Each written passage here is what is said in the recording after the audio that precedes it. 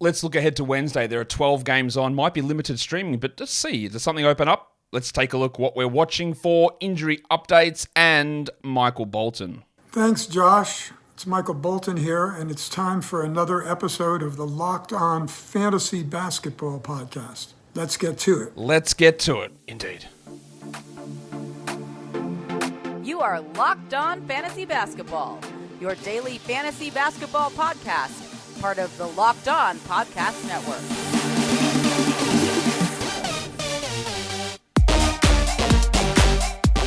Hello and welcome to the Locked On Fantasy Basketball Podcast, brought to you by Basketball Monster.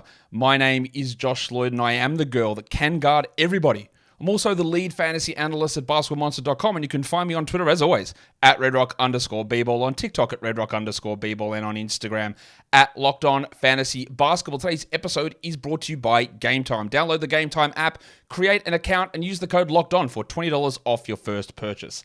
Thank you also for making Locked On Fantasy Basketball your first listen every day. We are free. We are available on all platforms. Double bang it. Video and audio. Watch both. Listen to both. You know how it cracks. Get a thumbs up, get a subscribe, ring my bell. Who was it? Who was it saying this song in the 80s?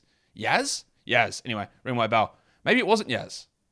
Someone can let me know. Someone said ring my bell, and I'm not going to sing the song, maybe later. We're going to talk about all the action on Wednesday in the NBA. There are the 12 games on, as I mentioned, so let's get straight in and talk waiver wire stuff. You might have a streaming slot. I don't know. You might not. General default will be that you don't have an active streaming spot, but just pay attention to have a look and see how that looks for your team. DeAndre Hunter is out. I'm expecting Lonnie Walker to be out again for the Nets, but I'm not sure about that one. Dylan Brooks, Maxi Cleaver will be out. The word from the Blazers was DeAndre Ayton is not on the trip, and he is, did he say vigorously or rigorously? I'm not sure what Billups said. One of those two words. I think it was rigorous. Rigorously rehabbing back in Portland. They're on a 12-day road trip. 11 days left now. He will most likely not be with the team, I'm guessing. Maybe he joins across the weekend for the New York back-to-back that they have. So I don't think we're seeing Ayton, so I'm going to rule him out. I'm going to rule out the skater boy, Zach LaVine, as well. He should be back, or maybe back at the end of this week. The big fella, Nikola Vucevic, is also out. Monte Morris and Isaiah Stewart out for Detroit. Haywood Highsmith in the concussion protocol in Miami. Johnny Isaac with a hamstring issue. They changed it from soreness to a strain, so we know his history. He's going to be out. I'm going to list Kevin Durant as doubtful. That is not official at this point, but Frank Vogel said something, and I talked about this on the recap show yesterday, saying, yeah, like he actually tweaked at the end of the game on Sunday, and we'll see how the strain responds in the next 48 hours. Yeah, no. Hamstring strains aren't recovering in 48 hours. This team would be absolutely idiotic to play him through that. That is an assumption from me, based on the wording from Frank Vogel. Okay, I think it slid a little bit under the radar. People just thought back-to-back soreness, and that might be the case. But I'm currently going to have Durant as doubtful, and all of my projection stuff at the moment is with Durant doubtful until we get an official injury report. And while I'm saying this, I better go and check to see whether we actually got any actual injury reports come through. We did not, so that's AEW. Although we got a couple of other guys who just popped up on the injury report, so that's not good. All right, let's talk what we actually do know, though. The Italian cock, Danilo Gallinari, is questionable with that back issue. The Shark, Bruce Brown, I had listed him questionable. He has now come through as officially questionable. We also got a pop-up of Chris Middleton on the injury report with knee injury management. They have a back-to-back Wednesday, Thursday, so I guess Middleton's sitting one of the back-to-backs. Whether that's Wednesday or Thursday, we actually hope it is on Wednesday because Wednesday's a 12-game day and we can get the games in for the 2 on Thursday. There is a chance LaVine does play on Friday. Just got that update through from Bill Donovan as well. Andrew Nembhard is officially questionable. Onyeka Okongwu missed the last game with an illness. He is off the injury report, so he's not questionable. He is off. Trey Murphy is questionable. The Pelicans have a Tuesday, Wednesday back-to-back. So I'm going to guess that coming off the knee injury and sitting a game with soreness, that Murphy is going to sit one of these games. At this point, I don't know whether he plays on Tuesday. If he plays on Tuesday, he almost definitely won't play on Wednesday. If he misses Tuesday, I would guess he's a pretty strong chance to play on Wednesday. So that's why I've got him listed as questionable. Dante Exum left the last game on Monday, in the first half with a heel contusion. I had him questionable. That official status has come through now. He is now doubtful. If you need some spots, Exum was probably only going to be a fringe guy with Irving back. If you wanted to move on, you can probably jack. Get that garbage out of here! So he is now doubtful, which is unfortunate because he was having a nice little run. In Portland, we don't have the updates yet. Tamani Kamara sat the last game with knee soreness. Dwop Reith with back issues. We already know that Aiton is out, so the Reith one is important because he would be able to get some pretty good run. Otherwise, they're running the insane minutes of Moses Brown. We've got Ibubaji and Jabari Walker in that spot. Reith playing would change things quite a bit. Anthony Simons has missed a couple of games with an illness. Now, if he plays, and we're going to have Brogdon, we're going to have Scooter, and maybe we get more than 18 minutes from Shaden Sharp, we get a really strong data point into what the hell's going on and what we can do in evaluating Scoot, Brogdon, and Sharp, because we know what Simons is, but I don't know that one yet. The Lakers have Russell and Reddish, who missed the last game. Of course, LeBron and Anthony Davis are going to be on the injury report as questionable, whether it's ankle or knee or calf or groin spasm, whatever it is. They're going to be questionable, and they're going to play. Russell and Reddish are more important ones because they actually have a chance of missing. Jim Butler with his foot problem, I was inclined to just say doubtful, but I don't know. They haven't given that update yet. And the same goes with Caleb Martin and Joshie Richardson, who both have missed the last couple of games. Martin been out since Christmas, so is Richardson actually, with an ankle and a back issue respectively, which opens up stuff for Jamal Cain, Kevin Love, Duncan Robinson, Jaime Jaquez. All of those players get that added boost there. We maybe get a return of Mark. Who knows? Like, is Markel Fultz going to play? At this point, he's currently still questionable for the game on Tuesday. If he plays Tuesday, there is zero chance he plays on Wednesday, coming off knee tendonitis on a back-to-back. No chance, unless you're the Blazers and you play Malcolm Brogdon, 33-year-old, with a hamstring issue on a back-to-back 39 minutes a night. Maybe that'd be the only way you consider doing that. Or Cody Martin off a 4-year absence with a knee injury, play him back-to-back for his second and third game. I would just be pretty surprised if Markel Fultz played in both games, so I'm going to list him questionable. Jingling Joe is out for Tuesday's game, so I'm going to say that he is questionable for Wednesday's action, and that is a rapid-fire run-through of the injuries at this point. Let me just check that nothing else has come through. AJ Green is out. There you go. Malachi Flynn is out. Didn't expect them to be part of the rotation anyway. Andrew Nembhard is officially questionable for the Pacers as well. In terms of the Wednesday, Thursday back-to-back, there is only one team, and it is the Bucks, hence the Chris Middleton injury tag. The Bucks also play on Saturday, so they've got a 3-game in 4-night stretch, the only team that does that in this little patch here, and Thursday and Saturday are both low-volume days. So, your Leaky Beasleys, Paddy Connaughtons, maybe Cameron Payne, but probably not. Bobby Portis, extreme increase in value for them over this next 3-day period, so just be aware of that. Today's episode is brought to you by FanDuel Sportsbook. The NFL regular season is wrapping up, but there is still time to get in on the action with FanDuel, America's #1 sportsbook, because now they've got an offer. It's better than the last one. It's $150 in bonus bets, which is the same. You could get $150 in bonus bets before, but now all you've got to do is place a $5 bet. It doesn't have to be a moneyline bet, and the team does not have to win. You get $150 in bonus bets, win or lose. Just a $5 bet and $150 in bonus bets. And now, you know what you can do with those $5 bets? Well, you can use it on all sorts of bet types that they have. Straight up money lines, spreads, props, totals, futures.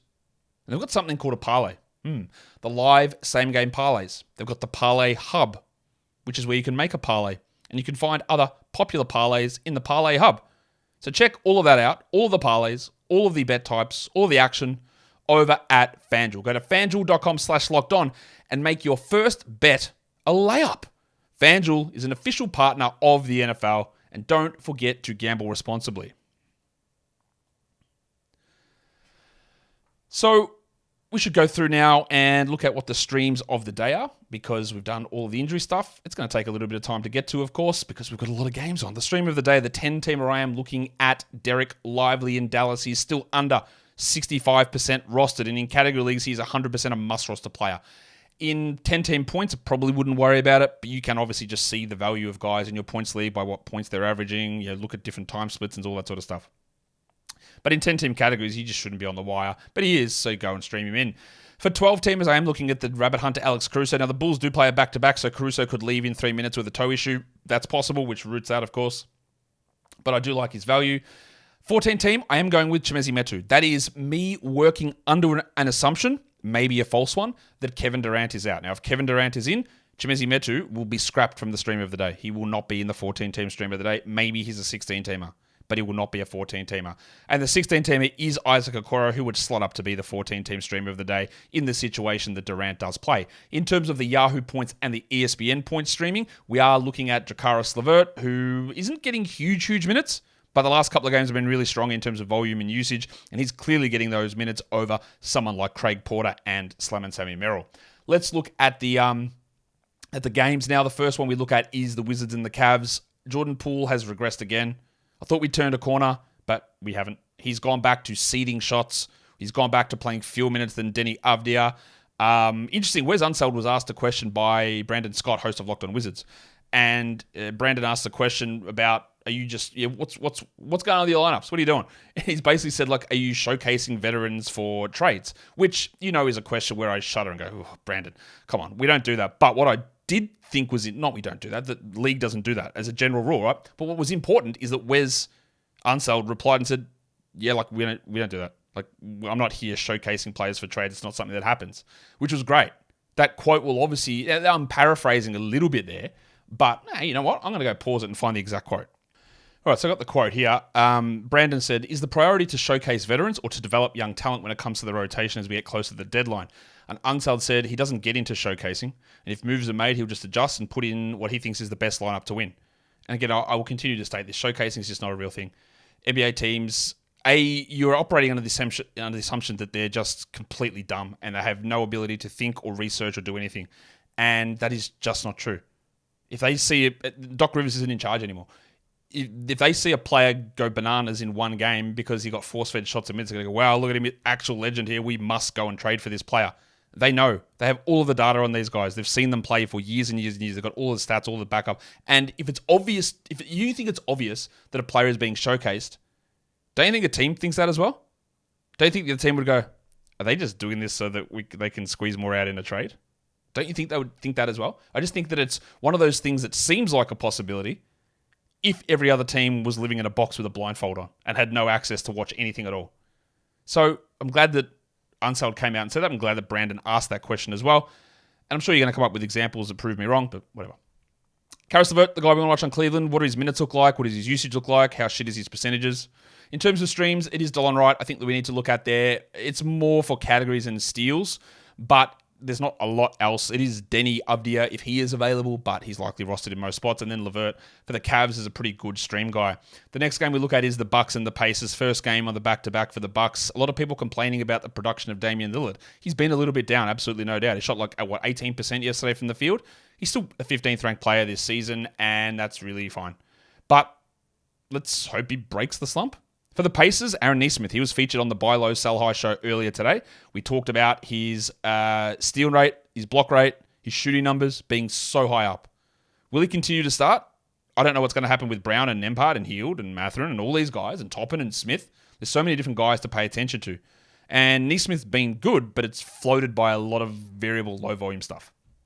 In terms of streams, Leaky Beasley, and we want to have Leaky Beasley for this 3-game in 4-night, 2-quality game stretch of the Bucks, and then there's Aaron Nesmith there, who you probably want to roster. As for Sticks, I'm just out. I can't with that guy. I'm out on Sticks, but I'm sure he's going to have a 20 and 10 game with 3 blocks and 4 threes in 4 minutes, or something along those lines. The next one we look at is the Oklahoma City Thunder and the Atlanta Hawks. This is a back-to-back for the Thunder. They take on the Celtics today in what is close to game of the year potential. We'll see. For the Hawks, I want to see DeJounte Murray. A lot of trade rumors swirling about DeJounte. I think it's very fair for us to recognize that he is not a good defender anymore. And all of his numbers from San Antonio were, I won't say artificially because they actually happened, but they were inflated to a gigantic degree. What he's able to do, and now I don't know if everyone has recalibrated what his fantasy value is, but I wouldn't be looking at him going, well, if he gets traded, then he's going to put back up San Antonio numbers because A, I don't think he's that player, or B, he's probably not going to a team as bad as that lets him do those things that enabled him to get those numbers. But watching where he sort of fits and what he has done this year is really improved his 3-point shot and seeing how that continues to evolve. In terms of streams, it is always Midwest Dylan Brooks, Lou Dort. He is always going to be the streamer who gets you 4 points or 40. And on the Hawks, well, their streaming options are terrible. So just, hey, you're on ESPN, he's probably available. Dominic Barlow isn't, even though he's a rotation player for 2 years in the NBA. Not quite a rotation player, but you know what I mean. Maybe you can stream in Kyle Korver because there is nobody to stream on that Hawks team. Nobody. Let's go to the next game. It is the Brooklyn Nets and the Houston Rockets. This is a back-to-back for Brooklyn. For the Rockets, Jalen Green has been playing better. It's still heavily reliant upon efficient scoring because there's not a lot else coming, and I'm not ready to fully buy that Jalen Green is an efficient scorer. What we want to watch is his minutes, his ability to do other stuff that's not scoring, how Udoka treats him in terms of playing time also, because we saw a lot of minutes from Amen Thompson last game. Yes, it was because it was a 1,000,000-point blowout, but we'll see how that all works through. In terms of streams, Dorian Finney-Smith, probably the guy. But someone hit me up today, and they're in a 14-team league, and they said, hey, Cam Thomas was dropped in my 14-teamer. Do I add him? So Thomas is getting dropped, and while you're pretty aware that I'm not the biggest Cam Thomas fan, if he's dropped in a 14-teamer, I'm adding. In a 12-teamer, I would very seriously consider an add. I wouldn't probably do it, and I do think he will become a pretty clear drop at some point, but I'm not quite there yet. Finney-Smith, probably the streaming guy there. And the Wild Thing's probably going to start Jayshawn Tate again with Dylan Brooks out. He scored 16 last game. Didn't do a whole lot else, and you don't expect 16 points every game, but there is at least a little bit of value in him. The Pelicans and the Wolves, this is a back-to-back for the Pelicans. We've got to worry about, does Zion play? Does Trey Murphy play in the back-to-back? The other one is, does Larry Nance play? I actually think Nance might. I know he's had some injuries, obviously, this season, but it's his rib. It's not knee. It's not ankle. It's not hamstring. Upper body injuries, you're usually all right to play through it. Now, unless he's got residual knee problems, which he probably does, I think he could be okay. I'd be more worried about Zion and Murphy sitting out. For the Wolves, we do want to watch the Wizard of Oz, Naz Reid, who had that big game 2 games ago, but then it's sort of just been sitting at 19 minutes a night, and that is absolutely not enough for him to be a 12-team must roster. In terms of streams, Nance could be the guy, but there could be just a bunch of shit open up if Zion and Trey are out, and we get like a Jordan Hawkins in there or a Dyson Daniels. There's a lot of different ways they can go. Jose Alvarado with big defensive stats last game too. For the Wolves, it probably is Kyle Anderson as the stream, but that's not particularly exciting. Toronto and Memphis. For the Raptors, we want to see Emmanuel quickly, and hopefully he doesn't pick up 4 fouls in the first 13 minutes of game action, because that's limited how much he played, and we didn't get to see the full rotation. Is he a 28-minute guy? Is he a 35-minute guy? Is Dennis Schroeder a 30-minute guy or a 24-minute guy? Is Gary Trent a 26-minute guy or a 21-minute guy? We'll hopefully get some answers in this one and see how that all shakes out. In terms of Memphis on a back-to-back here, of course. In terms of streams, Gary Trent is the guy that's widely available in Toronto who you can stream in. And then for the Grizzlies, it's probably Santi Aldama. I would think if Luke Kennard does play, he would be, but it is a back-to-back. He's coming off a knee bone bruise. Be pretty surprised if the Duck is actually out there and playing on Wednesday.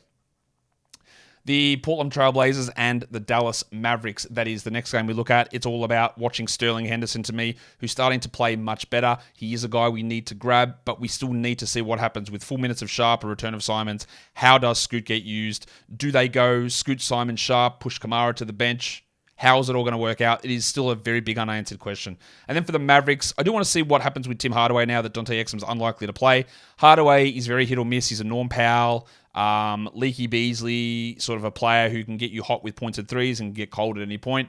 This is another opportunity with Exum out, but we'll see if he's able to take that. In terms of streams, with Ayton likely out, I do go to Jabari Walker, although Dwop Reith could be an option there for us, or deeper leagues I go to Baji, and I absolutely never go to Moses Brown.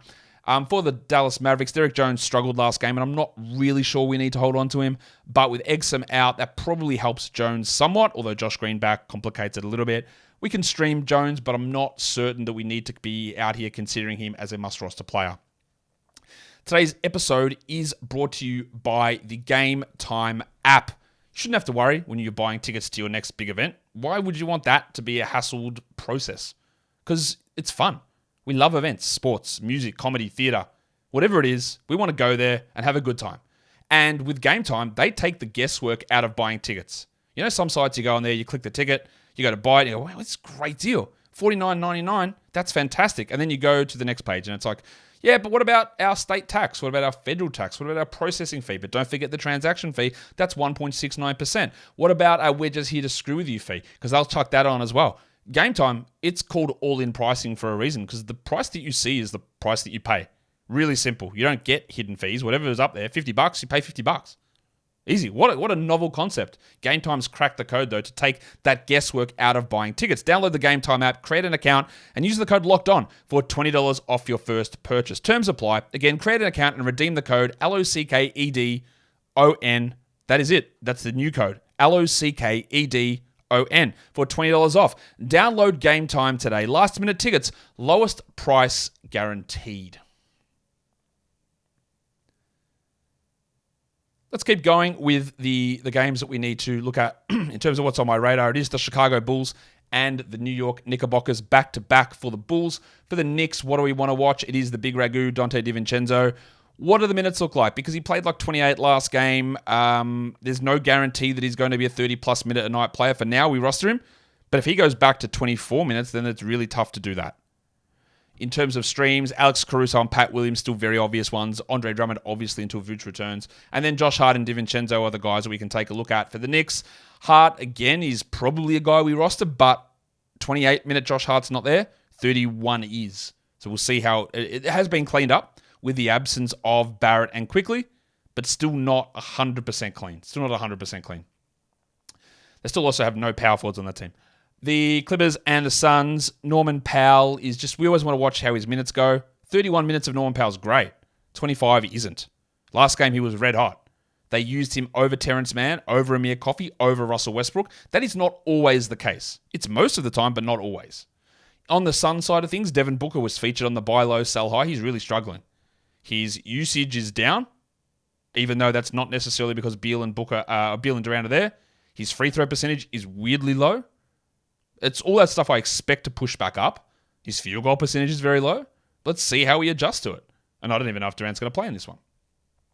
Powell's probably the streamer for the Clippers. And it is Chimezie Metu if, as I assume, and I hope I assume correctly, that Kevin Durant is out. Or maybe you want to go down the ball path. Probably not. But maybe. He actually put up some okay numbers last game. Detroit and Utah. I want to see Jaden Ivey, who is settling into a 30-plus minute a night role. That just makes all of the nonsense of him being the 11th or 12th man earlier in the season even more ridiculous. I won't say he's blowing us away. He's been solid enough, and I do think that he is a 12-team league player. But let's see how he continues to be utilized here by coaching legend Monty Williams. For the Jazz, I forgot to mention this on the recap yesterday. I should have. They had not had a player have a triple-double for 16 years. And the man on the street, JORDANCLARKSON, he had it. Jordan Clarkson, first triple-double in 16 years, off the bench. I cannot figure out this rotation for the life of me. Is it Sexton or is it Clarkson? Who's 30? Who's 24? I don't know. I have absolutely no idea. If you wanted to switch Sexton for Clarkson, cool. They might flip the minutes back this game. The one thing I feel confident about is Larry Markkinen, although he's been under 30 minutes, is Larry Markkinen's going to start and Keontae George is going to play 30 minutes whether he's off the bench or not. But other than that, I don't know. Olynyk, Collins, Fontecchio, Kessler, it's all over the shop. In terms of streaming, Alec Burks is probably the guy. He had 20 for the Pistons last game. Available almost in every single league, so he's got some value. And then Kelly Olynyk, who might play 27 minutes, might play 19, but in 19 minutes he might have 6, 1, and 1, or he might have 6, 9, and 7 with 3 steals and 2 blocks. So again, how can I possibly know? You can stream Kelly Olynyk in and have a crack at it, but be prepared for disappointment. It's frustrating. Miami and the Lakers. I just don't know what's going to happen here with Miami. Kyle Lowry is a guy that I want to watch. I don't think that we need to hold on to him, but with absences likely to be present, Richardson, Martin, Butler, sure, I guess. Maybe, who knows. For the Lakers, Austin Reeves, last game, he played 36 minutes and started the second half. I'm expecting Rui Hachimura is going to be out with this calf thing, but I don't know. Their injury reports can be pretty confusing at times. What does it take for Reeves, their third best player, to play the minutes of the third best player? I don't know. Is this it? What happens with Russell and Reddish? I continue to be amazed and confused by their lineups.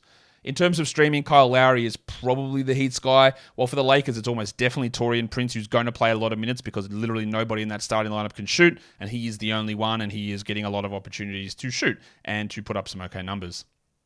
The Orlando Magic and the Sacramento Kings. Both teams on a back-to-back coming in here. Does Wendell Carter play the back-to-back, dealing with that knee issue? I'm not sure. If he doesn't, then we're obviously flying Goga Bitadze out there. But Goga started over Wendell last game. Wendell played well off the bench, but Mo Wagner played 0 center minutes, played some backup power forward minutes. Their rotation is a little confusing at the moment. For the Kings, they made a change. They benched Kevin Huerter. They started Chris Duarte. Huerter, very obviously a drop. The other thing we need to watch is Harrison Barnes' minutes, who's been under 20 the last 2. In terms of streaming, it is Goga for Orlando, and probably is Duarte for Sacramento, even though I'm not that excited about him, and I wouldn't consider him a 12-team league guy to go out and roster. In terms of chunking it up for the next 5 days, that's the rest of this week, the rest of week 11, Wednesday through Sunday. I'm going to look at these 6 players to give us a little bit of a boost. Trace Jackson-Davis, Warriors starting center. If you've got a chance to add him, you go and do it. Thursday, Sunday, they play as well. Trey Jones got the Thursday-Sunday combination. Again, I don't know this at all, but I do think that a start is coming in the next 2 weeks for Trey Jones. Leaky Beasley's got the Thursday-Saturday. That is better than the Thursday-Sundays because then you can drop him after Saturday and get a Sunday player in. Although I would prefer to hold Jackson Davis over streaming for that extra one game this week. Then you got Sohan and Branham, who've got the Thursday-Sunday combo. They're obviously not as strong as those top 3 players. And Peyton Watson, even though he's been put back to the bench with Aaron Gordon there, he can get you a steal and a block every game. You can play 20 minutes, and the Nuggets have a Thursday-Sunday quality game combo as well. For 10-team streams for Wednesday, we are looking at Derek Lively, the stubby Isaiah Hartenstein, the rabbit hunter Alex Caruso, Caris LeVert, Josh the Hitman Hart, and Grayson Allen. For 12-teamers, we're going with the big ragu Dante DiVincenzo. There is Chimezie Metu, Aaron Neesmith, the artist formerly known as Torian Prince, Isaac Okoro, and Eric Gordon. For 14 and deeper, so deep leagues, we're going Goga Badadze, Alec Burks, Ayo Dosunmu, Derek Jones, Simone Fontecchio, and Jabari Walker. Fontecchio might even push into 12-team streams. He's had lots of starts, though, and has been not even near the top 200, although last game was really good. I don't fully expect that to continue, but you could push him in there. Same with Jabari if we do get Reith out and Ayton out again. For Points League streaming, for Wednesday's action, we start at the top with Caris LeVert. We've got the speaker in there, Keontae George, Josh Hart, Alex Caruso, Dante DiVincenzo, and Pat Williams. And that, guys, will do it for me today. Don't forget to jump in here and be a double banger. Listen on the audio side and then come watch the YouTube side. Let it all play out. Let the playlist play through. Let it all go. Hit the subscribe button. Hit the notification bell. Leave your comments. Hit the thumbs up, guys. We are done here. Thank you so much for listening, everyone. See ya.